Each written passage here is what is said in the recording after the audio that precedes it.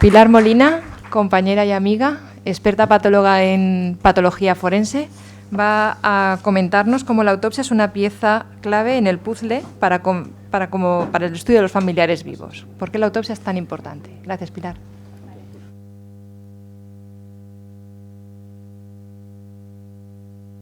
¿Se oye ahora? Muy bien. Bueno, yo antes que nada vengo en representación de la subunidad forense.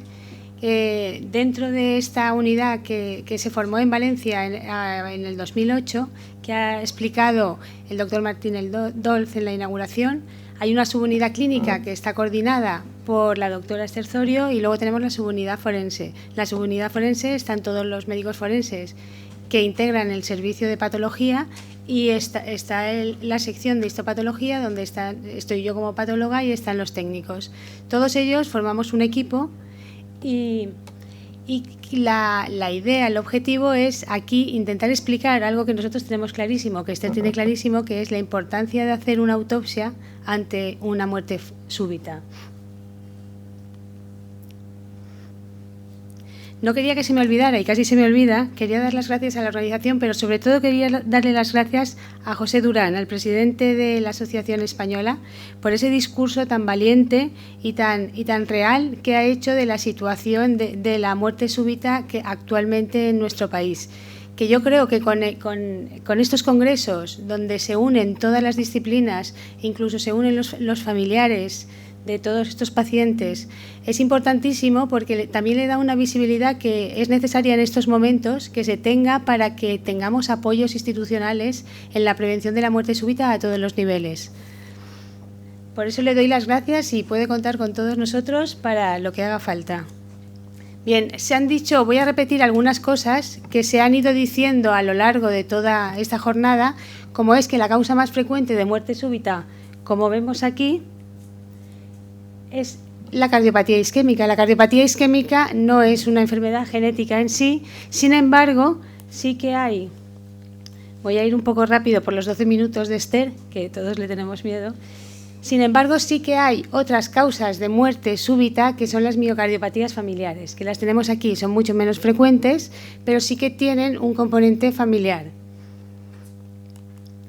¿Cómo podemos prevenir la muerte súbita en general? Pues en general, ya lo ha comentado, de nuevo me remito al doctor Martín Dolz, que se puede hacer una prevención con un screening universal, con un screening de unas poblaciones que tienen más riesgo o, por último, con un screening familiar, que es donde acabaremos.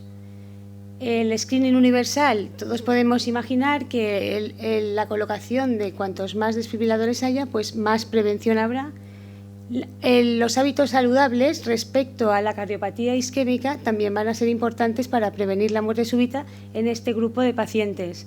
Sin embargo, vemos ahora cómo el screening familiar se tiene que hacer a partir de una autopsia forense, porque no se puede hacer un screening familiar a todo el mundo. Tiene que haber un caso índice para que a raíz de ese caso se haga el screening familiar.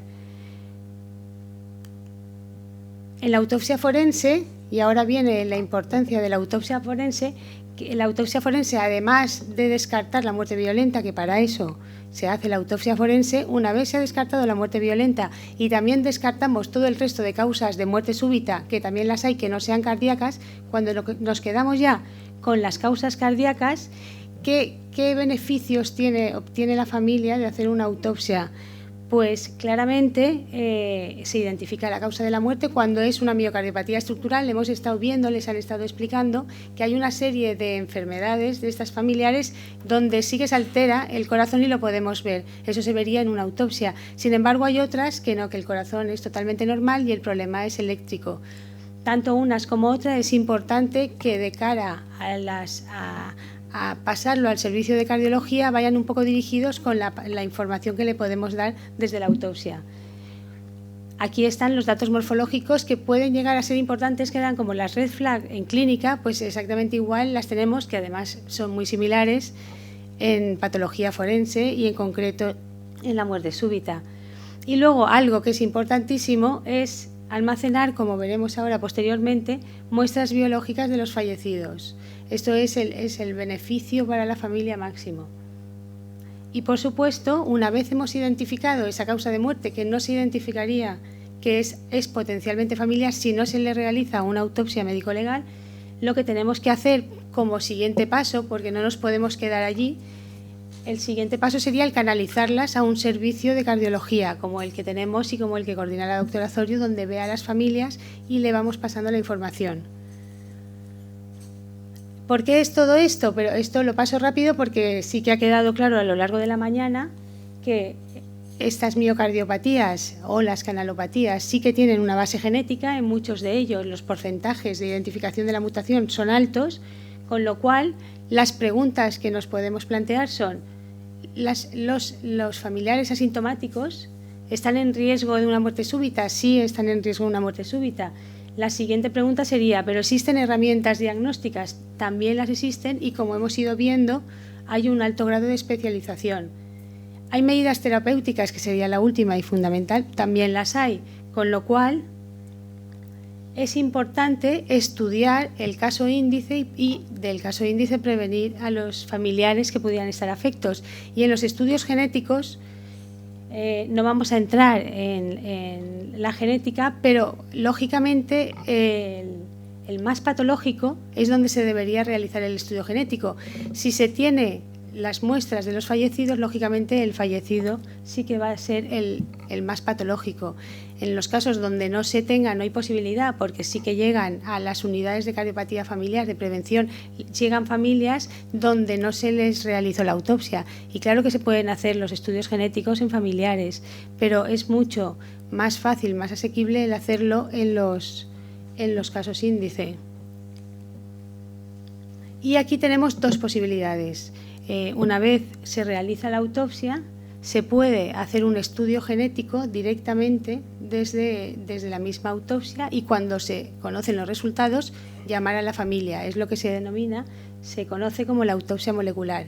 Cada uno tiene sus ventajas y sus inconvenientes. En este caso, si alguna familia no quería saber el estudio genético suyo, pues aquí no tiene la posibilidad en un inicio de pararlo. Por otro lado, el estudio cardiológico en sí, no genético sino cardiológico, que ya aporta muchísima información en muchísimos casos, igual no se realizaría si no salía una mutación, que como hemos visto hay casos donde aún no se conocen. La otra posibilidad, es la que nosotros utilizamos, es que a raíz de la autopsia, cuando vemos que en una autopsia hay potencialmente una base genética, entonces se deriva a la unidad de cardiología. En la unidad de cardiología se hace el estudio cardiológico y después, dependiendo ya más dirigido, se hace el estudio genético y si la familia está de acuerdo. Y aquí tenemos la denominada cardiogenética, que se ha unido. Los cardiólogos que estudian la muerte súbita tienen que tener altos conocimientos en cardiogenética, porque de hecho tienen que ser unidades especializadas que ya se van creando en todas las comunidades.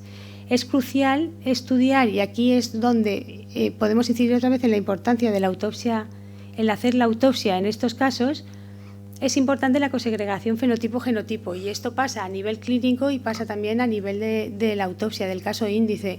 Muchas veces nosotros trabajamos intensamente y codo a codo, entonces mientras se está viendo los pacientes en consulta, sí que se puede haber unos rasgos fenotípicos o unos rasgos de miocardiopatías que pueden ser o no coincidir con los rasgos que se ven en la autopsia. Todo esto, que es la cosegregación fenotipo-genotipo, tiene que ser un trabajo de ambas disciplinas, la subunidad forense y la clínica.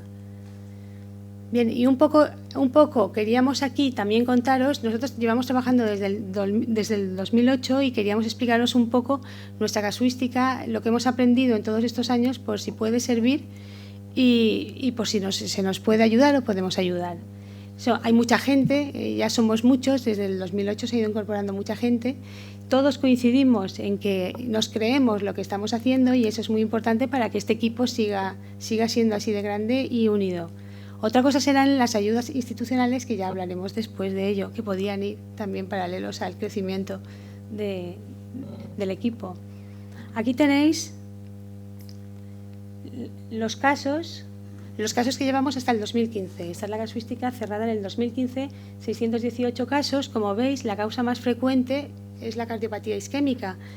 Esta cardiopatía isquémica podríamos prevenirla con lo que hemos comentado antes de los hábitos de vida saludable. Pero si nos fijamos aquí, hay una serie que es un tanto por cien, casi del 40 y algo por cien, donde sí que hay potencialmente una cardiopatía familiar, y esos casos son los que se derivan a la subunidad de cardiología. Vemos aquí que la relación de hombre a mujer es de 3:1, es mucho más frecuente la muerte súbita en los hombres, y por edades, ya se ha comentado aquí también, es distinta la causa de muerte. De esta forma se han estudiado 335 familias, estos números van cambiando, pero bueno, más o menos a día de final del año pasado, 335 familias, 1.300 pacientes, y se ha detectado en un 26% de ellos una cardiopatía familiar. Aquí tenéis las frecuencias, y en ellos, ¿qué se ha conseguido?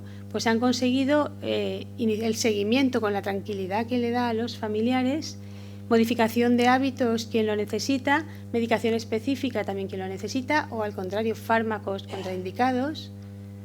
Se han implantado 31 desfibriladores, igual ahora hay más, estos datos son los de hace un año, y consejo genético cuando lo necesitan, por supuesto. Bien, ¿y qué hemos aprendido? Y un poco rápidamente, ¿cuánto? Me quedan en 2 minutos. Hemos aprendido, y yendo un poco por caso y por causas, que en la cardiopatía isquémica, que directamente no se hace estudio familiar, sí que hemos visto que hay determinados casos, como los que colocamos aquí, que son en gente joven, menores de 35 años, donde no se ve ningún signo de cardiopatía isquémica en esos corazones. Sí que se ha visto que en la mitad de ellos puede haber una canalopatía de base, y estamos pensando y clasificándolo como una muerte isquémica cuando en realidad es un problema de una cardiopatía familiar. Entonces, creo que hemos aprendido, y sí que cuando vemos un caso de gente joven con la afectación de un solo vaso, sí que ponemos en duda el diagnóstico ese tan claro y tan dogmático que hay en patología forense de más del 75% en un vaso es una muerte súbita isquémica. Hemos aprendido también que los estudios genéticos, claro, en coste-efectividad son magníficos, pero además la tranquilidad que le da a la familia. También hemos aprendido que muchas veces hemos tenido alguna muerte súbita donde ya se conocía que había una miocardiopatía de base, pero lo que no había es un estudio familiar y tampoco se había hecho un estudio genético. Entonces, si nosotros obviamos todo esto porque el paciente ya viene diagnosticado y no seguimos haciendo el mismo protocolo en todos, se puede perder. Podemos pensar que se está haciendo una serie de cosas en estos pacientes cuando en realidad no se están haciendo. En las miocardiopatías arritmogénicas, y esta tarde se verá, aquí en nuestra serie pues es la miocardiopatía que más se asocia al deporte. Las formas biventriculares son más frecuentes, sin embargo, asociadas al deporte son las izquierdas. Los fenotipos mixtos, que es que haya una mezcla de varias de estas miocardiopatías que se han estado comentando, tienen peor pronóstico porque la edad del fallecimiento es menor. Y también hemos aprendido que hay que tener cuidado también con esos corazones lipomatosos, porque pueden también tener alteraciones relacionadas con canalopatías, con los canales. Y luego no es alarmante, pero realmente ahora no sabemos de qué nos morimos nosotras, las mujeres. En el hombre está claro, hemos visto que la relación es de 3:1. Claro, si hacemos una separación por género, nos damos cuenta que en las mujeres no es la cardiopatía isquémica la causa más frecuente, sino que es la indeterminada. Y en esa indeterminada es fundamental, tendría que ser fundamental los estudios genéticos de los que adolecemos muchas veces en los distintos equipos. Así que con todo ello, ¿cómo concluimos? La autopsia médico-legal médico-legal porque como es una muerte súbita es una muerte sospechosa de criminalidad, y por eso siempre en principio y en nuestro país siempre va a ser una autopsia médico-legal forense. Pues es una oportunidad única, insisto, para conseguir muestras para el estudio genético, que eso va a beneficiar enormemente a las familias. Se va a poder hacer una correlación fenotipo-genotipo como la que estábamos comentando, tanto a nivel clínico como a nivel post-mortem, y claro, lógicamente se profundizará en el conocimiento de la muerte súbita, que aún queda mucho por saber. ¿Y qué falta por hacer?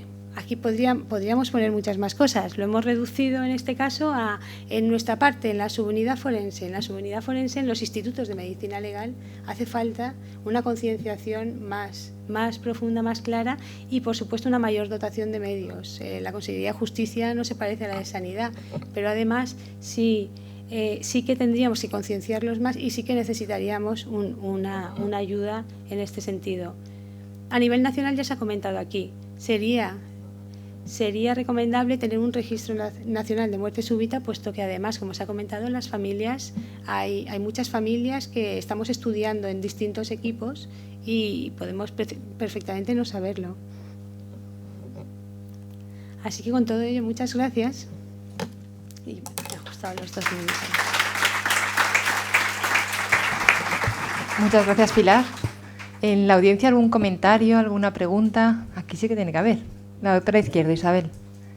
Bueno, pues yo no soy cardióloga, soy neonatóloga y pediatra primero y neonatóloga segundo. Empecé con el tema de la muerte súbita, pero del lactante. La verdad es que no tiene mucho que ver con la del adulto, pero sí que se parece.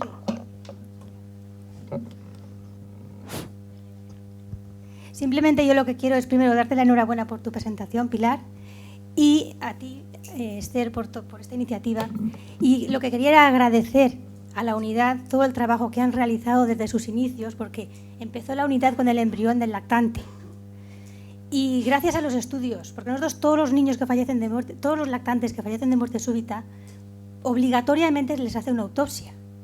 Y en la Comunidad Valenciana tenemos ya registrados desde el 2006 todos los fallecidos de muerte súbita, con lo cual es muy importante porque a nivel nacional no se está haciendo. Entonces, gracias a esos estudios, primero por la autopsia forense, que está muy profesionalizada, hemos descubierto familias, que luego Esther nos ha hecho el estudio genético, y la verdad es que esto, una familia que sabe que puede tener un futuro hijo para consejo genético es muy importante. Simplemente quería agradecer todo el trabajo realizado. Tenemos unas cuantas familias ya diagnosticadas de problemas de mutaciones genéticas que son el causante de muerte súbita en el lactante y vamos, hay que seguir avanzando, estamos avanzando en ello también, pero no puedo evitar el reconocer el esfuerzo que estáis haciendo, todo el trabajo que se ha hecho y lo que queda por hacer. Y bueno, y brindo a todo el que se quiera sumar para que colabore, ¿no? Porque en pediatría, pues claro, de todas las muertes súbitas que antiguamente caían en un cajón desastre, síndrome de muerte súbita del lactante, pues a día de hoy las tenemos todas clasificadas. Y ya no es el síndrome de la muerte súbita del lactante, porque estamos consiguiendo que desaparezca de la denominación de enfermedades. La mitad están diagnosticadas por por algo que justifica esa muerte, y de ellas algunas son cardiopatías, bueno, canalopatías concretamente, y otras causas, ¿no? Si quitamos las canalopatías, las infecciones y las muertes por asfixia, la verdad es que al final vamos a conseguir que el síndrome de la muerte súbita del lactante deje de diagnosticarse. Bueno, muchísimas gracias a las dos.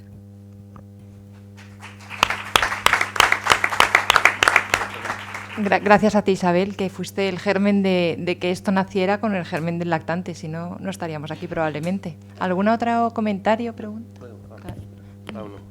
Aquí delante, detrás, y el último, Roberto. Sí. Hola, buenos días. Pilar Molina, te felicito por la charla. Quisiera preguntarte, yo soy cardiólogo y soy cardiólogo del deporte. En tu fantástica serie, recuerdo que eran unos 800 casos, 600 casos. El segmento de edad de los autopsiados era entre 1 y 55 años. Sí. Y por lo tanto, el tanto por ciento de patología coronaria es la que predomina. Pero, en tu opinión, si hubierais limitado el segmento a personas más jóvenes, por ejemplo, entre 12 y 35 años, ¿no crees que autopsias negativas, o sea, síndromes arrítmicos súbitos, SATs, hubiera sido del orden del 40 y tantos % como se han publicado en otros estudios? ¿Interviene la edad en tu... por supuesto. Pasa la cifra, el tope de edad de 55, Lo pusimos porque, y no lo hemos bajado, porque en un inicio empezamos así, pero luego nos lo planteamos, porque sí que hay mucha más frecuencia, más de 35 años, la cardiopatía isquémica. Pero es que tenemos un porcentaje que yo ahora no me acuerdo, pero no es un porcentaje despreciable de casos de mayores de 45 o 50 años con miocardiopatías, y entonces se perdía el estudio familiar. Por eso lo dejamos en 55, pero si delimitamos y vemos causas de muerte por edad, desde luego que la cardiopatía isquémica es mayores de 45, y en la franja que comentabas ahí son las miocardiopatías y los arrítmicos, sí, por supuesto. Creo que por ahí atrás había alguna pregunta. Buenas. Bueno, mi pregunta iba en relación a la de Jordi. ¿Qué porcentaje de autopsias, sobre todo en pacientes jóvenes, eran corazones aparentemente normales? Porque hasta ahora parecía que era un porcentaje desdeñable, y a raíz de estos últimos estudios europeos parece que se acerca casi al 50%, y en este porcentaje de este grupo de pacientes con corazones aparentemente normales, si se hace test genético, que entiendo que sí, ¿qué rendimiento os aporta? Bien, quizás Esther me puede ayudar más. Nosotros el estudio genético, en porcentajes, no sé cuál haya salido, porque hay pendientes. En la serie global que comenta Pilar, ahí el 24% de los casos de esta serie de 600 y pico eran corazones estructuralmente normales, que llamamos nosotros, equivalente al SADS, al síndrome de muerte súbita del adulto, arrítmico, con autopsia que antes se llamaba autopsia blanca. Entonces esto está indicado en estudio genético. Con la tecnología actual sería un NGS, ultrasecuenciación de por lo menos 100 genes, de ahí en adelante, hasta 250 más o menos incluyen las casas comerciales que ahora mismo hay en el mercado. Nosotros no hemos podido hacer todos los estudios genéticos de todos esos casos, porque la estructura económica que sustenta esto, la inmensa mayoría de veces es por investigación, colaboraciones con proyectos que están en marcha y financiados por fondos de investigación, no asistencial. A nivel asistencial hemos podido financiar pocos, algunos de ellos, y en mi experiencia, sumando los que hemos financiado con dinero asistencial y por investigación, yo te diría que si has visto antes a la familia y en los electros de los familiares no has visto un QT largo, ni un brugada, ni un QT corto, les has hecho una prueba de esfuerzo, no desenmascaras ni QT largo ni catecolaminérgica, les has hecho un test de agmarina o flecainida en nuestro caso, no has visto un brugada, les has hecho un test de epinefrina, no has visto catecolaminérgicas ni QTs largos, si todo el estudio cardiológico de familiares de primer grado es normal, la probabilidad de que el estudio genético te vaya a resolver la papeleta es menor del 10%. Menor. Si has encontrado algo clínico, ya vas más dirigido, va a ser un QT largo y casi seguro vas a encontrar la mutación o una catecolaminérgica. En el 100% de las familias con corazón estructuralmente normal, donde hemos visto que los familiares tenían taquicardia ventricular catecolaminérgica, luego hemos encontrado la mutación. Ahí la rentabilidad es altísima, pero ya vas dirigido por el estudio clínico. Si el estudio clínico de los familiares no te ayuda, va a ser difícil que el estudio genético te lo resuelva.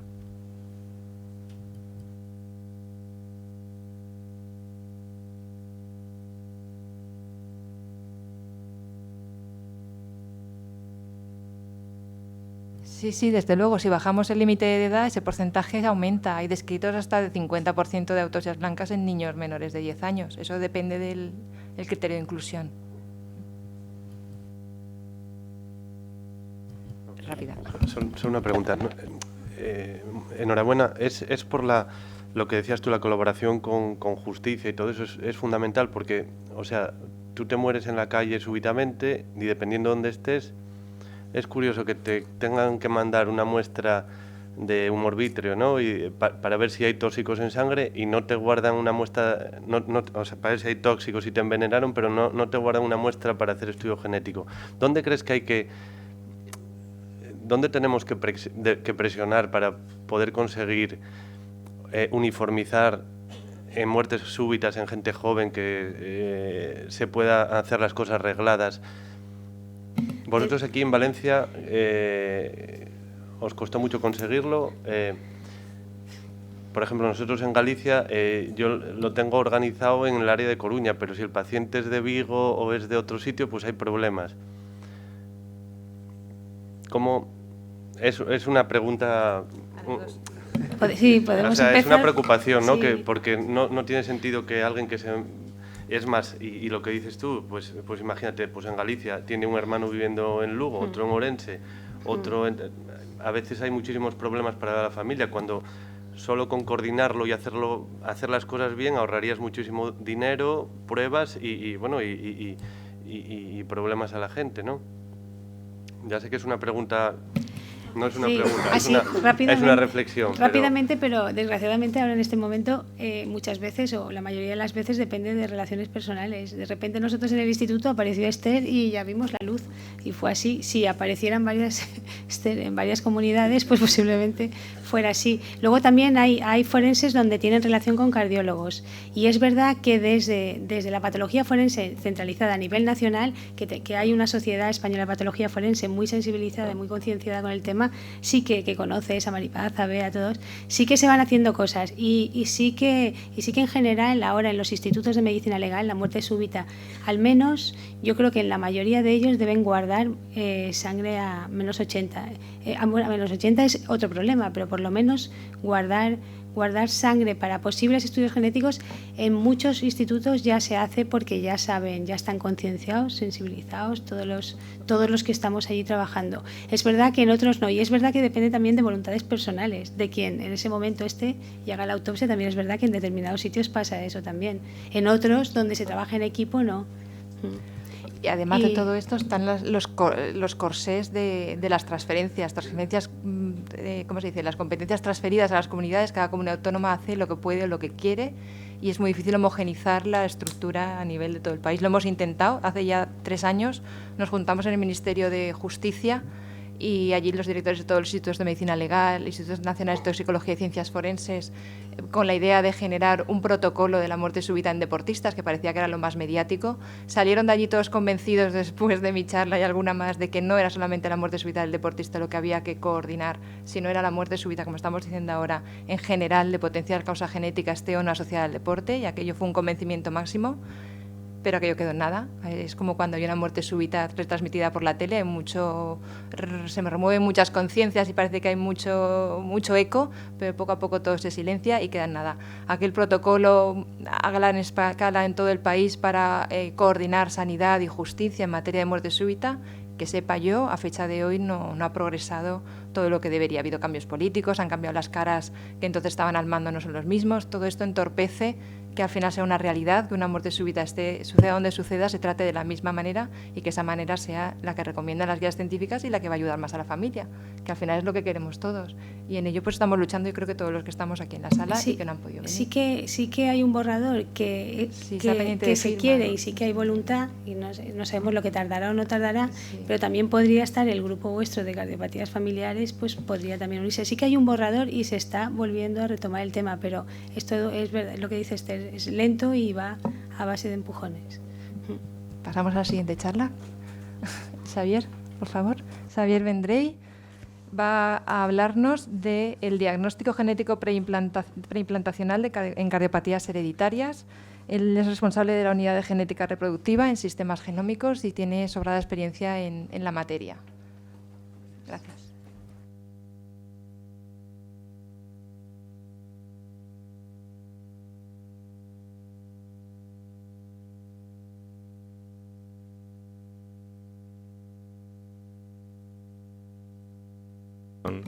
A participar en la jornada esta. A ver, yo os voy a hablar un poco de las opciones reproductivas que tienen las parejas cuando han sido diagnosticadas, un poco lo que se ha estado hablando toda la mañana. Cuando una pareja ya ha sido diagnosticada de positivo, es decir, tiene una mutación, una variante causal de una de las cardiopatías hereditarias que estamos hablando, normalmente nosotros hacemos asesoramiento genético preconcepción y hablamos de todas las opciones reproductivas que tiene la pareja. Voy a repasarlas en una sola diapositiva y luego me voy a centrar en el DGP. La primera es no tener descendencia. Hay parejas que optan porque se bloquean, no quieren que se repita otra vez lo que les ha pasado. Asumir el riesgo de transmitir la enfermedad, reproducirse de forma natural y a ver qué pasa. El diagnóstico genético prenatal en biopsia de escoriales o amniocentesis, con la probabilidad de tener que hacer una interrupción legal del embarazo en caso de que aparezca el feto afecto. Esto es una decisión de la pareja. Acudir a la donación de gametos de un donante que no sea portador de una variante. la fecundación in vitro en combinación con el DGP, con el diagnóstico genético preimplantación, o la adopción legal. Estas serían las opciones que nosotros manejamos, no solo nosotros, sino todos los centros que hacemos asesoramiento genético reproductivo, y nos vamos a centrar en el DGP, en la selección de embriones generados mediante fecundación in vitro.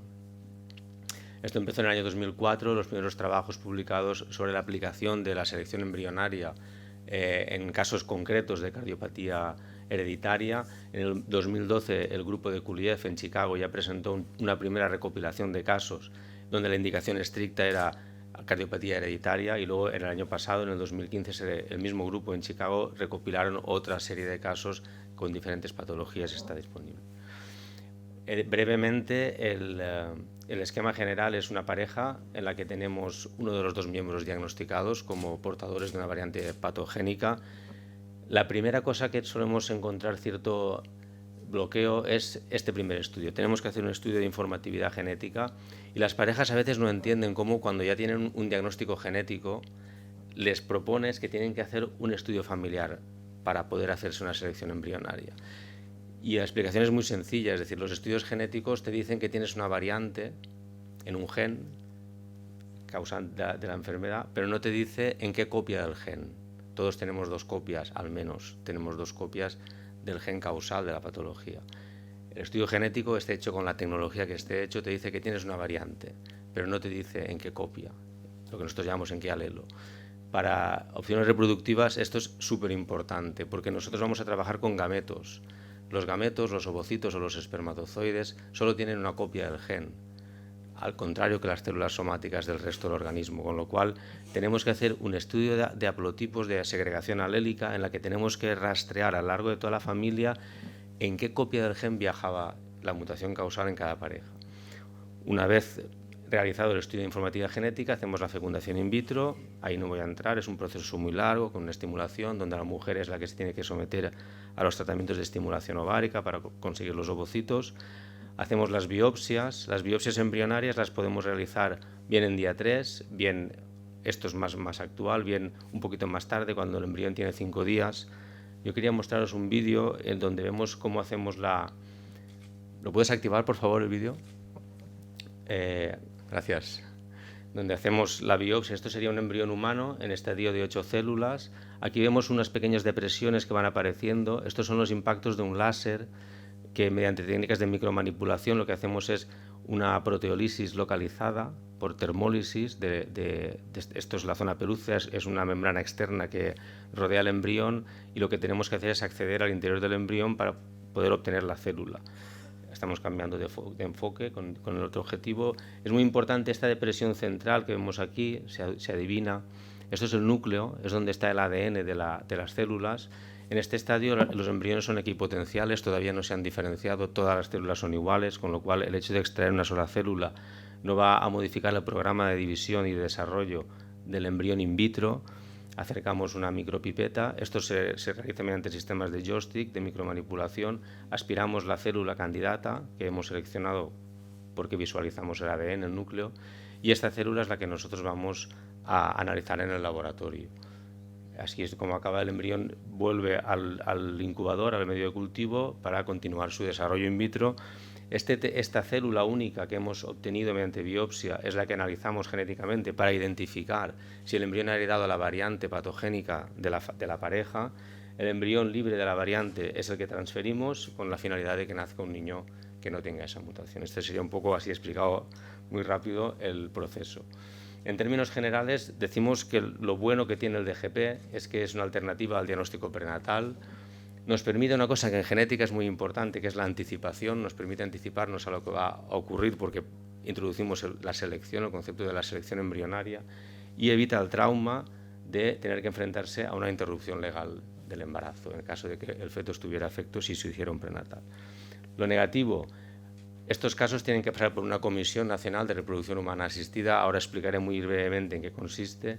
Esto tiene un tiempo de espera que a veces para las parejas es muy desalentador, es muy triste. Las mujeres tienen muchísima presión porque la edad va pasando. A medida que se hacen más mayores, la respuesta ovárica va a ser peor, el éxito reproductivo también, con lo cual viven una presión, aparte de todo lo que ya les ha pasado, son pacientes bastante particulares. Luego la seguridad, siempre ponen énfasis en si estas técnicas son seguras, hemos manipulado el embrión o hemos cultivado, eso no le va a afectar negativamente.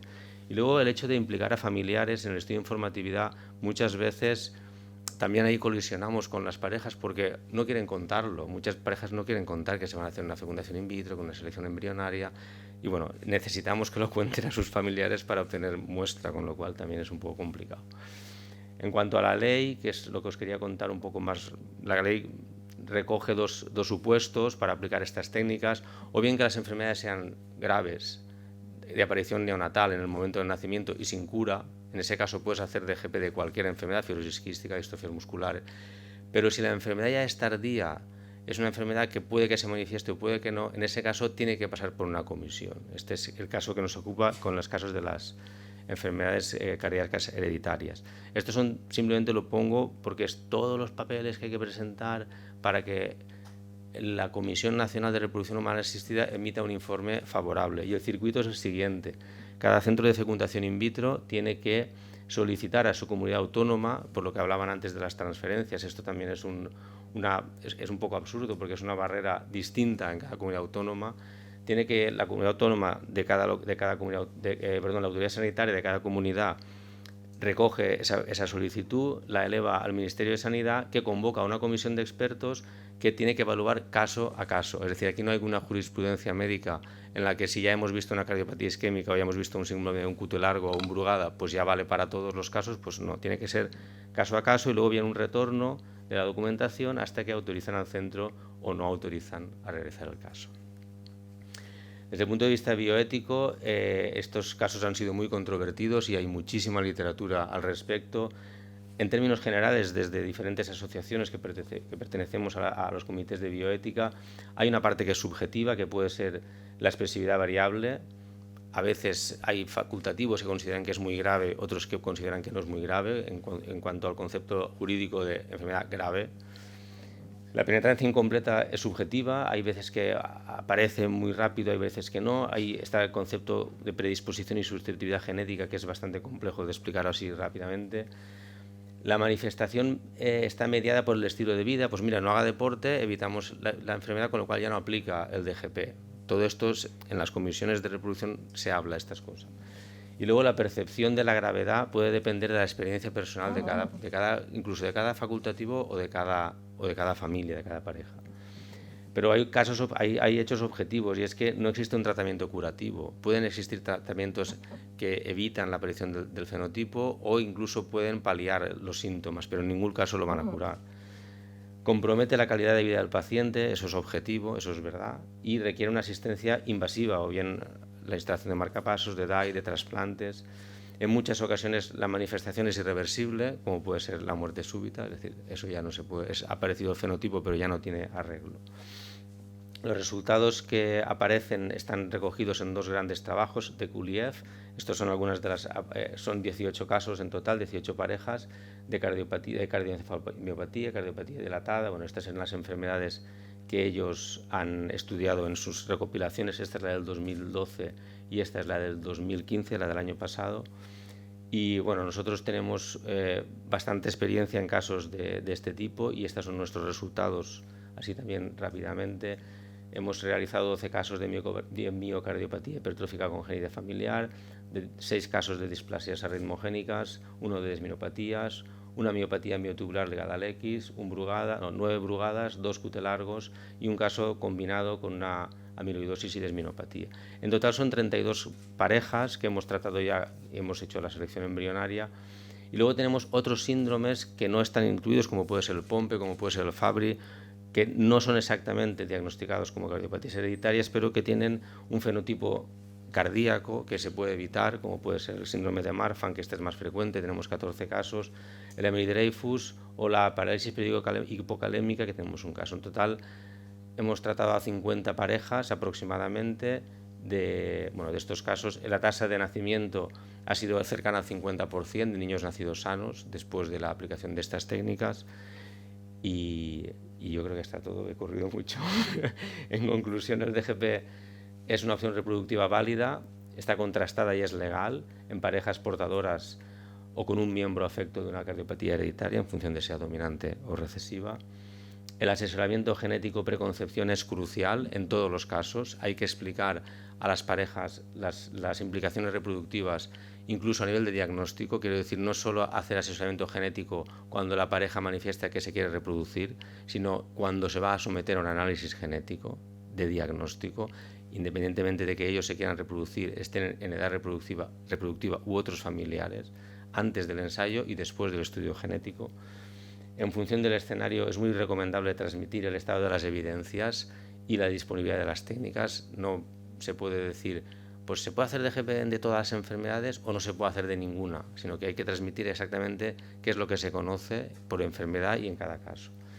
Y nada, simplemente agradecer a la gente de Sistemas Genómicos, de nuestro laboratorio y de la unidad de genética reproductiva en particular.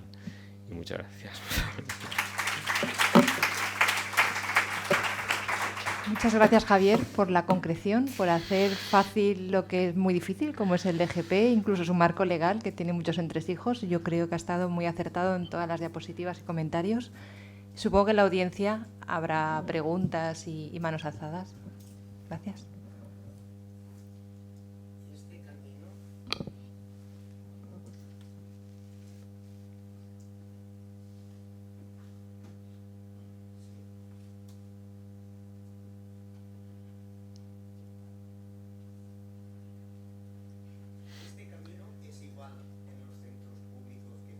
Exactamente igual. Desde el año 2014 se publicó una cartera de servicios ampliada de los centros públicos donde incluía el diagnóstico genético preimplantación.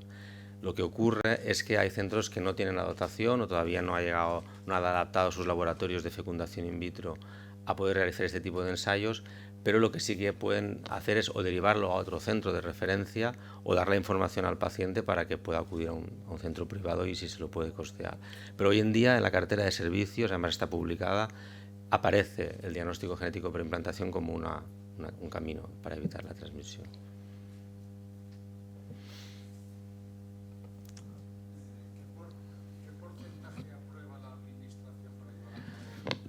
Eso es un punto muy importante. Yo no lo sé, porque no hay una relación de datos pública donde cuándo han dicho que sí y cuándo han dicho que no, porque como se hace caso a caso, lo único que sabe es el centro que pide la autorización, si a él le han autorizado o no, pero no hay una relación.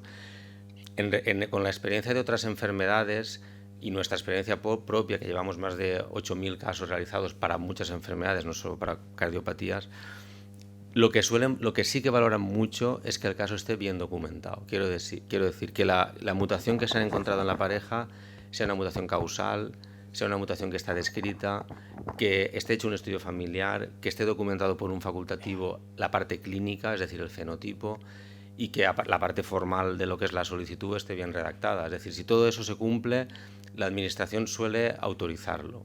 En nuestro caso ha sido así y en casos de cáncer, que es otro escenario completamente distinto, pasa lo mismo. Cuando sí que directamente te rechazan el caso es cuando o bien está mal redactado porque falta documentación, no hay consentimientos de los padres, el facultativo clínico no ha redactado el fenotipo. Entonces ahí el éxito es más de que conseguir la autorización que la parte del laboratorio. Pero si está todo bien recogido y está documentado, suelen aprobarlo.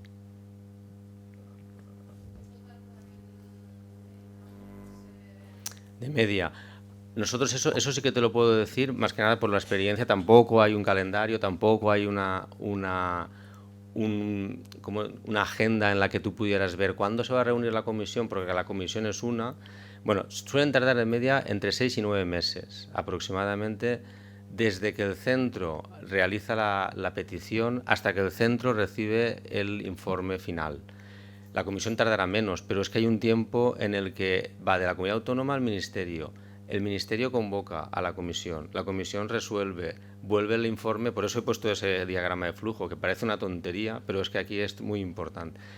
Que la comisión resuelva y vuelva al ministerio, que el ministerio convoque a la comunidad autónoma y que no sea verano, porque si no te dejan para septiembre, y con todas estas cosas de media unos 9 meses. ¿Quiere decir que se ha rechazado? El silencio administrativo, yo no lo sé, porque eso nos lo preguntan muchas veces. A veces dicen, como no han dicho nada, será que sí, y a los 3 meses te llega la carta diciendo que no. Entonces, eso yo no lo sé, eso depende de cada administración, pues es un poco injusto, y esto desde el punto de vista bioético, como concepto de justicia, porque no es igualatorio. Es decir, depende de dónde caigas, hay administraciones muy bien organizadas, donde el flujo de la documentación incluso te ayudan a la redacción de los documentos, y hay otras que ni siquiera saben, vas con el dossier y no hay nadie en ninguna ventanilla que te lo recoja, porque dicen, es que esto no sabemos dónde cae, en qué oficina o en qué ventanilla toca ir. Iba a preguntar que dónde se podía pedir información. Vale, esto en la Comisión Nacional de Reproducción Humana Asistida tiene una web, una página web, cnrha.com, me parece que es, ponéis en el Google buscador Comisión Nacional. Lo que ocurre es que la Comisión Nacional es una parte del proceso. La Comisión Nacional es la que emite el informe favorable o desfavorable, pero como he dicho hay todo un flujo. Entonces, en la comisión, en la web, sí que hay información.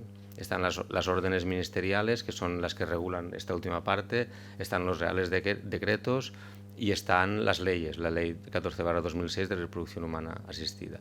Y luego hay una serie de documentos donde explican, pues, de manera muy somera cuáles son los trámites, pero no te hablan de plazos, no te hablan de enfermedades. Esto es una reclamación que estamos haciendo desde ASEBIR, la Asociación para el Estudio de la Biología de la Reproducción, que yo estoy en la Junta y soy presidente del grupo de genética, y nos hemos reunido varias veces ya con el Ministerio para que se cree una jurisprudencia médica. Es decir, si yo ya me he evaluado un cáncer de mama o me he evaluado un síndrome de cutis largo, si simplemente cumple unas condiciones similares, pues vamos, a que sirva para todos, porque si no es un poco injusto. En otros países ya lo hacen así.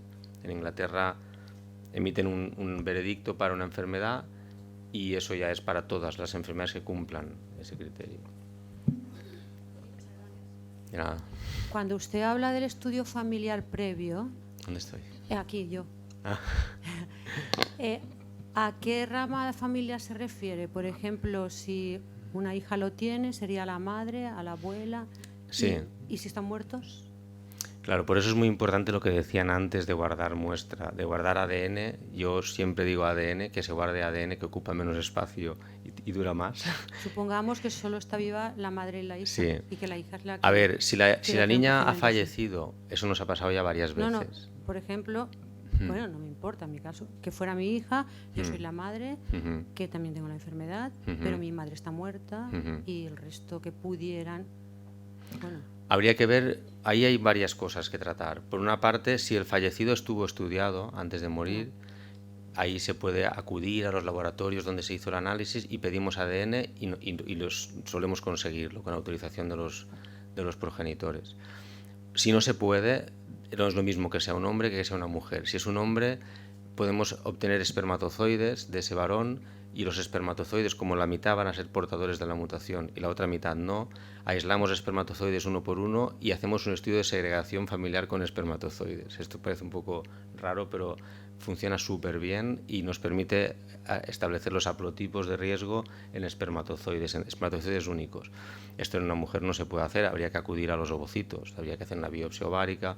Entonces, en el caso de la mujer depende del tipo de mutación. Si es una mutación puntual, un cambio de un nucleótido, una sola base, se puede analizar directamente sobre el embrión. Si no, es más complejo. Si es, por ejemplo, una deleción grande, pues eso no se puede ver porque trabajamos en célula única y solo tenemos 2 copias de ADN, con lo cual no tenemos suficiente ADN como para detectar una deleción, una duplicación. Es decir, que no hay una respuesta de quién, pues depende de cada caso, se hace el árbol genealógico, como decías antes, eso es súper importante, tener el árbol genealógico, establecer cuáles son los familiares a los que podemos reclutar y ver qué tipo de mutación, qué enfermedad es en cada caso. Normalmente si son dominantes, la rama de la persona portadora, si son recesivas, las 2 ramas. Una muy breve. Aquí en Valencia, ¿esto vale para el segundo hijo o no? Porque, por ejemplo, en Galicia, y de la edad de la madre, porque si la madre tiene más de determinada edad o quieren tener un segundo hijo, pues la pública no se lo... Si es en la Seguridad Social no vale. No vale porque es por motivos económicos, ¿no? Es un criterio de lista de selección de pacientes. Es lo mismo que por infertilidad. Cuando una pareja ya ha tenido un hijo, priorizan en la lista de espera parejas que no han tenido hijos por temas de infertilidad. En este caso, si es su primer hijo, yo creo que es más fácil. Si ya tienen hijos previos, posiblemente se vean perjudicados, pero por el criterio de lista de espera. Es decir, porque entran dentro del programa de reproducción asistida. Ahí hay pacientes infértiles, ahí hay pacientes con una causa genética. Entonces eso ya depende de los criterios de lista de espera de cada centro público. ¿Y la edad, más o menos? La edad les perjudica porque depende de centros. Hay centros que a partir de los 39 años ya no ofrecen la atención, independientemente de que sea de causa genética a que sea de causa por infertilidad. Y entonces en ese caso tiene que acudir a un centro privado, pero no solo la edad, luego está el nivel hormonal, la antimuleriana, la FSH, o sea, hay más cosas. Pues ya damos por finalizada la mesa, que ha sido muy completa y yo creo que de mucha utilidad para todos los que estamos aquí, médicos, profesionales de otros, enfermería, biólogos y también por la parte no profesional, familiares y pacientes. Muchas gracias a todos. Pasamos a la siguiente mesa.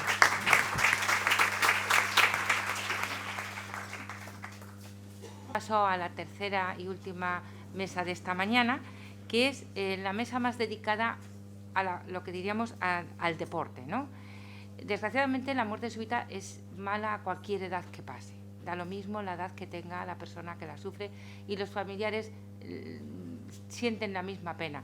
Lo que pasa que lógicamente esto es mucho más duro cuando se trata de personas jóvenes y que están en la plena, toda la vida por delante y que se sienten que tienen, bueno, como la máxima expresión de la salud porque hacen deporte, que son competitivos y que además se encuentran aparentemente sanos, ¿no?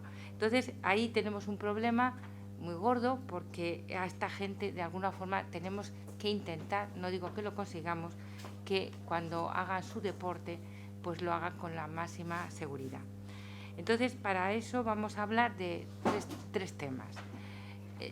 Bueno, la mesa hemos quedado de acuerdo que las preguntas, si os parece, como algunas se van a implicar y podemos responder varios miembros de la mesa, las vamos a hacer, si os parece bien, todas al final. La primera presentación corre a cargo de la doctora María Dolores Masía Mondéjar. Ella es coordinadora del Grupo de Trabajo de Cardiología del Deporte de la Sociedad Española de Cardiología, es cardióloga, que ha sido deportista de competición, o sea que ella ve este problema desde su propia idiosincrasia de haber sido deportista y lo vive en primera persona y trabaja ahora en el Servicio de Cardiología del Hospital IMED de Levante. Nos va a hablar de la razón de ser del reconocimiento médico preparticipación deportiva. Cuando quieras, María Dolores. Hola, buenas tardes ya casi. Muchas gracias por la invitación y dar la enhorabuena por la iniciativa del Congreso, tanto a José Durán como compañía. Yo creo que os debéis sentir orgullosos de la labor que estáis realizando. Voy a hablar de la razón de ser desde mi punto de vista de cardióloga, un poquito de deportista y también de persona humana que soy. La razón mayor de ser es que con un screening vamos a poder prevenir algunos casos de muerte, vamos a poder identificar algunas cardiopatías que presuntamente pueden producir algún evento fatal. ¿Cuántas? No lo sé. Seguramente menos de las que nos gustaría y más de las que creamos. Pero ¿cuánto vale una vida humana, no? Vamos a ver lo que dice la literatura. Los italianos nos dicen que con un screening preparticipación se puede prevenir más o menos el 90% de las muertes súbitas, de 3,6 a 0,4. Pero este estudio se hizo en Veneto, en una región endémica donde había un tipo de miocardiopatía específica y quizás los datos estén un poquito sesgados, son demasiado optimistas. Ojalá que esto fuese así. Si fuese así seguramente sería obligatorio. Pero luego nos encontramos en literatura que parece que está en contra de esto del screening. Vemos a este autor que dice que, bueno, que se estima que solamente un 0,001% de los deportistas mueren y que sí, que el screening puede ayudar. Lo que pasa es que habría que tener en cuenta los miles y miles y miles y miles de deportistas que hay. Dice que del 30% de este screening van a necesitar un test adicional, lo que va a suponer ansiedad, sobrediagnóstico, sobretratamiento y exclusión del deporte, es decir, falsos positivos, gente que creemos que tiene una cardiopatía que en realidad no la va a tener. También dice que el screening no detecta sobre el 25% de los que tienen riesgo de muerte súbita. y además que no tenemos estudios randomizados que lo justifiquen. Entonces él concluye, o bueno, ellos concluyen, que el balance del screening es más perjudicial que beneficioso. Vamos a analizar lo que dice. Por lo pronto dice que el screening nos puede ayudar. Lo que ayude, bueno es desde mi punto de vista. El 30% requiere estudios adicionales, pero ya estamos viendo que hay herramientas y hay profesionales para descartar que estos sean falsos positivos o verdaderos positivos. Lo que pasa es que, claro, tenemos que hacer test adicionales. ¿Esto qué significa? ¿Que lo vamos a reducir solo a un tema puramente económico? Vamos a reducirlo a un tema puramente económico. ¿Cuánto vale una vida humana? Y una vida humana de una persona joven yo creo que tiene un valor incalculable, o lo tiene, no es que lo crea yo. Además te dice que el 25% no lo detecta. Nos gustaría que la sensibilidad fuese más grande, que en vez de no detectar 1 de cada 4, no detectase 1 de cada 10. Pero sí que detectamos a 3 personas. A 3 personas que a lo mejor puede que le salvemos la vida. O no, pero puede que sí. Y además dice que no existen estudios. Es muy complicado hacer un estudio de muerte súbita porque para eso necesitamos un montón de años. Afortunadamente hay pocos casos de muerte súbita y además no todo el mundo que tiene una cardiopatía se va a morir. Pero ¿y por qué no le preguntamos a los expertos, a aquellas personas que llevan 30 años única y exclusivamente dedicados a eso? Araceli, ¿tú crees que es más perjudicial que beneficioso un screening? Tenemos que escuchar a la gente que lleva muchísimos años en esto. Pero es que además de evitar eventos fatales, también vamos a prevenir cardiopatías estructurales en un futuro. Es decir, yo, con un screening a una persona joven que vea que le funciona mal la válvula, si se la detecto de manera precoz, quizás puedo repararle la válvula en vez de tener que ponerle una prótesis. Y esto es otro punto positivo a favor de la razón de ser del screening preparticipativo. ¿Por qué estamos hablando de deportistas? Porque los deportistas, si tienen alguna cardiopatía, se mueren más. Es decir, el ejercicio físico de alta intensidad en personas que tienen cardiopatía tienen más casos de muerte súbita, 2,3 versus 0,7.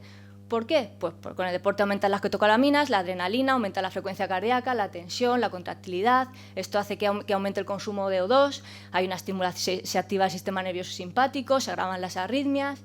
Los propios cambios ambientales extremos a los que se someten los deportistas, el trabajo, esto aumenta la demanda miocárdica de O2, el estrés emocional, pero esto solo pasa en personas susceptibles. Una persona sana, aunque haga deporte, no se muere, tiene que tener algo. Aunque la autopsia sea blanca, algo hay ahí que no ha funcionado bien. Vamos a detectar, o vamos a intentar detectar cuáles son estas causas. O personas que hacen el burro a día de hoy con el deporte. Esto también tenemos que intentar educar un poquito a la población de que tienen que saber dónde están, entre comillas, sus límites. Y en eso también podemos ayudarle con el screening. Contamos con una ventaja y es que sabemos las causas y además sabemos las causas orientadas por edad, lo que nos va a facilitar saber qué pruebas diagnósticas vamos a tener que hacer. Tenemos una historia clínica y una exploración completa que nos va a dar ya mucha información en esto. Los americanos dicen que con eso es suficiente. Por suerte estamos en Europa, estamos en España y por lo menos recomendamos que hagamos un electro, porque el electro nos da muchísima información a los cardiólogos, pero muchísimo. Nos estiman cuánto miden las cavidades, los ventrículos, las aurículas, nos dicen cómo funcionan, nos dicen incluso si le falta sangre al corazón, nos dan muchísima información.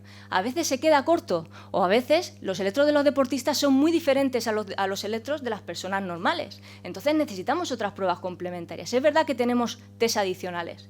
Tenemos el ecocardiograma, donde valoramos la cardiopatía estructural del ejercicio, valoramos cardiopatía estructural, y tenemos la prueba de esfuerzo, donde lo que vamos a hacer es valorar el electrocardiograma, pero haciendo ejercicio físico. A mí me gustaría preguntarle a la sala, si tuviésemos un conocido y solamente pudiésemos elegir una de las dos pruebas de esfuerzo, ecocardiograma o una ergometría, una prueba de esfuerzo, en un varón de 25 años, ¿quién le diría que se hiciese la prueba de esfuerzo? ¿Y el ecocardiograma todos los demás? Vamos a ver. En menores de 35 años, la causa más frecuente son las cardiopatías congénitas, aquellas cardiopatías con las que se nace. Hay problemas valvulares, imagínense que esto es una parte del corazón y la siguiente habitación es la otra parte y está separado por una válvula. Si al final la puerta está separado por una puerta, si la puerta está cerrada, al final lo que va a pasar es que se va a acumular aquí sangre y la habitación se va a ir haciendo más grande y se va a ir debilitando. O sea que esto puede hacer que al final el corazón tenga sus problemas. Está la displasia ritmogénica del ventrículo derecho. Qué nombre más feo. Aquí se dilata el ventrículo derecho y el músculo es sustituido por fibrosis. Al ser sustituido por fibrosis y pasar el impulso eléctrico por esa parte de fibrosis, se vuelve loco y degeneran en arritmias. La miocarditis, esto no es una cardiopatía congénita, pero también podemos orientar a la gente de qué pasa, de que cuando hagan, esto puede ser después de una infección, que cuando se sientan mal, que no hagan ejercicio. Y luego está la miocardiopatía hipertrófica. Normalmente llegan los deportistas y nos dicen que tienen corazones muy grandes y que sus madres están muy contentas. Y nosotros nos ponemos un poco nerviosos porque no sabemos qué corazones nos vamos a encontrar. Es verdad que los corazones de los deportistas son más grandes, pero hasta cierto límite. Y esto se valora con un ecocardiograma. Los menores de 35 años casi nunca se mueren por infarto, pero sí de causa coronaria, lo que ya hemos hablado anteriormente, por las anomalías de las arterias coronarias, que una arteria se quede entre la arteria pulmonar y la aorta. Al contraerse el corazón, queda como atrapada. No tiene grasa en el corazón, pero sí que es por un problema coronario. Y, una vez más, las anomalías coronarias también podemos ver más o menos por el ecocardiograma de dónde salen. Y en mayores de 35 años la causa está clarísima: cardiopatía isquémica, aterosclerosis, grasas en las arterias que llevan sangre al corazón. Pero no nos podemos olvidar de la cardiopatía estructural. Aunque sea la causa más frecuente, también pueden tener otras cosas. Luego hay otras causas que se ven con el electro, el síndrome de Brugada, el síndrome de cote largo, ya lo hemos visto aquí, donde a lo mejor el ecocardiograma y la prueba de esfuerzo pues se ve y son normales. Entonces, para descartar la cardiopatía estructural, puede ser que el electrocardiograma sea normal, sea patológico, y el ecocardiograma nos puede dar muchísimas pistas. Y puedes tener una cardiopatía estructural y tener una prueba de esfuerzo completamente normal. Las canalopatías, el electro es muy importante y puede ser que incluso el ecocardiograma y la prueba de esfuerzo sea normal o patológica. Y luego, en la vía para valorar la parte arterial, el ecocardiograma puede ser completamente normal. El ecocardiograma en deportistas raramente es patológico porque, como en el deportista se crean nuevas arterias, el corazón está muy bien irrigado y la prueba de esfuerzo puede ser patológica normal. ¿Qué quiero decir con esto? Que no solamente se trata de la prueba de esfuerzo. Estamos siempre diciendo que los deportistas tienen que hacerse prueba de esfuerzo, pero hay que hacer una valoración individual de lo que cada persona necesita. Mínimo, minimísimo, tenemos que aconsejar que se hagan, realizado por expertos, un electro, una historia clínica completa y una exploración física. Mínimo, ojalá que todos los deportistas tuviesen esto. ¿Que queremos pasar o nos queremos quedar más tranquilos o hemos visto algo? En mayores de 35 años, recomendar un ecocardiograma. Si quieren, también se pueden hacer una prueba de esfuerzo. En mayores de 35 años, yo les haría un ecocardiograma y una prueba de esfuerzo. Lo ideal, si tuviésemos recursos económicos o la familiar de ese deportista tuviese recursos económicos, es que se hiciese evidentemente todo. Además de todo esto, con un reconocimiento médico le podemos decir muchos datos que al deportista en particular le va a interesar, como si está adaptado al deporte o no su corazón, qué VO2 más tiene, la capacidad funcional que tiene, la capacidad que tiene de coger oxígeno, los umbrales ventilatorios que le van a ayudar a realizar una prescripción individualizada del ejercicio y por aquí también podemos intentar que cada vez más deportistas se hagan reconocimientos médicos. Esto es muy bonito, pero bueno, todos sabemos que la muerte súbita es un 90% son causas cardiovasculares y hay un porcentaje que no son cardiológicas. Entonces debemos decir la verdad. Y es que, por desgracia, no podemos prevenir el 100% de las muertes súbitas con un reconocimiento médico deportivo. Por eso, cuando hay una muerte súbita, yo creo que tenemos que ser lo más respetuosos posibles con la familia y ahí no aprovechar esa ocasión para decir que si se hubiese hecho un reconocimiento se podría haber prevenido. Ese no es el momento de decir las cosas. Es el momento de buscar soluciones. Y que, bueno, tenemos que decirle que ningún reconocimiento a día de hoy es un seguro de vida y eso nos va a dar paso a poder dar otras recomendaciones durante el screening de preparticipación deportiva. Por lo pronto, casi todos son pacientes asintomáticos. es importante decirles, oye, tienes que respetar el principio de progresión, tienes que recuperar bien, tienes que hidratarte y tienes que escuchar al cuerpo. Si un día te encuentras mal, ese día no salgas a entrenar. Además de eso, es imprescindible decirles, si tienes dolor en el pecho, si tienes palpitaciones, si te mareas, si te fatigas, si tienes falta de rendimiento, que consulten. Aunque el screening sea normal, que vuelvan a consultar. Y además, vamos a prevenir los factores de riesgo cardiovascular. Vamos a ver a pacientes que tienen cifras de tensión arterial muy altas y que no lo saben y que luego cuando se ponen a hacer deporte y a altas intensidades, esto puede ser un problema. Vamos a ver a gente que tiene colesterol alto y que tampoco lo sabe. Vamos a ver incluso gente diabética. Vamos a ver gente obesa que empieza a hacer deporte y les tenemos que decir que respeten un poquito la progresión. Y vamos a ver gente que hace deporte y que fuma. Y hay que decirles que el tabaco es el peor amigo de la salud que hay hoy en día. Tenemos que intentar prevenir los factores de riesgo y con eso haremos un papel muy grande en la prevención de la cardiopatía isquémica. Además de esto, como no podemos ponerle una pistola en la cabeza a todo el mundo para que se haga un reconocimiento, tenemos que decirles, sobre todo a los entrenadores, que son los que al final nos llevan los deportistas, que por favor se formen en RCP y que por favor usen el desfibrilador, que todo el mundo sepa cómo se usa un desfibrilador, que no es tan complicado. Y esto también lo podemos usar en la misma consulta en la que nos vienen los pacientes. Para que vean que esto sí que está estudiado y que no me invento nada, aquí están las guías canadienses en las que dicen que sí, que tenemos que cada vez estudiar más a los deportistas, pero que tenemos que educarles en los síntomas, tenemos que tenemos que hacer una prevención de los factores de riesgo cardiovascular, tenemos que estratificar a aquel que tenga alto riesgo y tenemos que saber utilizar dispositivos como los desfibriladores y saber hacer RCP. Para que vean que no me invento nada, aquí está el registro RACE, que a mí es el que más me ha gustado de todos los estudios que he visto en cuanto a muerte súbita. Este estudio lo que hacía es que evaluaba la incidencia y la etiología de las muertes de causa no traumática y eventos cardiovasculares mayores en carreras de larga distancia, medias, maratones y maratones.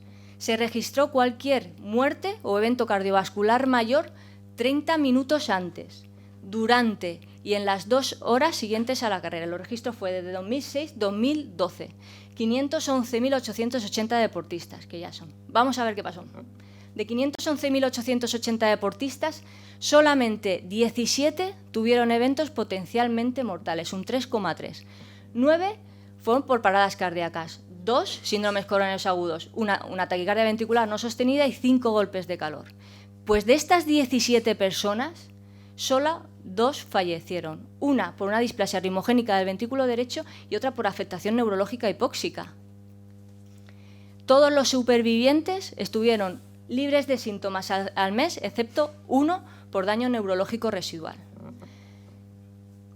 ¿Cuáles son las conclusiones de este estudio? Pues que la incidencia de eventos mortales o potencialmente mortales realmente es baja. Es importante destacar que en Francia sí que se exige el reconocimiento preparticipación. También tendrá su papel, que es de lo que estamos hablando. Las intervenciones rápidas se asocian a una supervivencia significativamente superior. De 17 eventos, solamente 2 fallecieron. Es decir, la importancia de los espacios cardioprotegidos. Y destacar que todo coincide con lo que hemos estudiado, que en menores de 35 años la causa más frecuente es la cardiopatía estructural y en mayores de 35 años es la enfermedad aterosclerótica. Con cual lo que concluyo es la importancia de los reconocimientos médicos y también de los espacios cardioprotegidos. Entonces, si esto es tan razonable, ¿por qué no es obligatorio? Pues al final es una situación de coste-beneficio. Se estima que hay que reconocer a más de 33.000 deportistas para evitar un solo caso de muerte súbita. Yo aquí no veo tanto el problema, porque realmente hay tantos miles de deportistas que aunque la incidencia por este número sea baja, luego la incidencia real no lo es tanto. Lo que sí que es cierto es que si lo pusiésemos en la seguridad social, saturaríamos los servicios médicos por gente completamente sana, porque hay miles y miles y millones de deportistas. ¿Por qué no hacerlo obligado en el ámbito privado? Pues por la misma razón, porque al final hay que pagar. Además, todos sabemos que una vez que se incluye el dinero, hay gente que no tiene el propósito tan limpio como otras personas.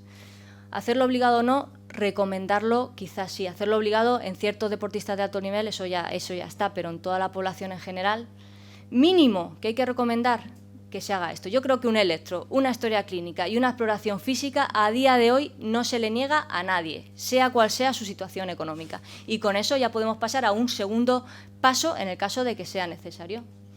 Además de eso, el corazón del deportista es un corazón un poquito especial, es distinto al corazón de las personas que no realizan deporte. Y hay una zona gris ahí con el corazón patológico. Eso, sumado a que ponemos a los pacientes a hacer deporte, nos crea muchas dudas. No sabemos diferenciar. A veces nos crea una duda de si este corazón es patológico o realmente es simplemente una adaptación al deporte. Pero por nuestra parte nos estamos formando específicamente en ello. Ya hemos dicho que tenemos herramientas para diferenciarlo y además no solamente las herramientas, sino que tenemos a profesionales sanitarios que están hoy aquí todos, que son muy buenos y nos van a ayudar para diferenciarlo. Esto sí que lo veo un problema, la no aptitud, la restricción deportiva. Este es un varón de 24 años que juega en un equipo de fútbol, vive de eso, es nigeriano y presenta la alteración en el electro. Tiene esa curva que va para abajo, pues que a los cardiólogos no nos gusta mucho. Entonces, le hacemos todas, este paciente requiere más pruebas, le hacemos todas las pruebas complementarias necesarias y todas son normales. Pero el electro nos sigue sin gustar. Sabemos que a lo mejor en un futuro puede ser que desarrolle un tipo de cardiopatía o no. ¿Qué hacemos? ¿Le dejamos sin deporte? Porque el paciente cuando viene a la consulta se pone a llorar desconsoladamente, porque él y su familia viven de eso. ¿Que se puede dedicar a otra cosa? Claro que sí. Pero hombre, supongo que le gustará dedicarse al fútbol, que es de lo que ha vivido toda su vida, y aún no tiene la cardiopatía. ¿Qué hacemos?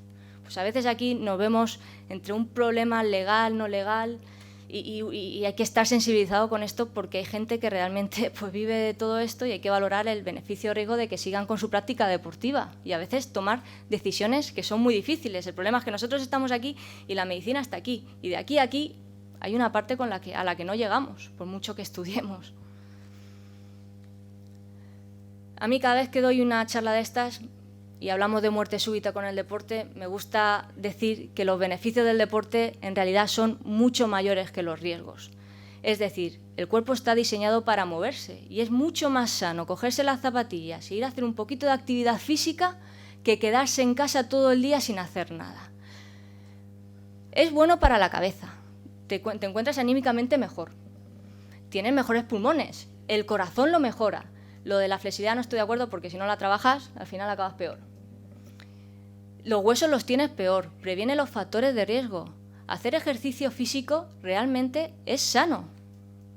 Por último, para concluir, pues nada, mi primera conclusión es que sí, que los beneficios del deporte son mayores que los riesgos, que un reconocimiento cardiológico deportivo realizado por personas expertas es eficaz para detectar y prevenir los riesgos asociados a patología cardíaca, que siempre al menos debe incluir un electro, una historia clínica y una exploración física realizada por expertos, que a veces una correcta valoración incluye un ecocardiograma, que no es solo la prueba de esfuerzo, que la importancia de los espacios cardioprotegidos es vital y que cuanto más deportistas sean estudiados, mejor vamos a conocer los corazones de los deportistas. Nosotros no queremos usar la muerte súbita para hacer más reconocimientos. Queremos hacer más reconocimientos para evitar la muerte súbita. Lo que espero es que los deportistas no necesiten más muerte súbita para hacerse los reconocimientos. Informar, concienciar, recomendar y ser sensatos son claves para la lucha para disminuir estos eventos fatales. Lo último que voy a decir es que, bueno, pues que al final ni el poder ni el dinero te da la felicidad te la da la salud. Y bueno, que el ejercicio físico es la mejor manera con la que todos vamos a poder tener salud. Muchas gracias.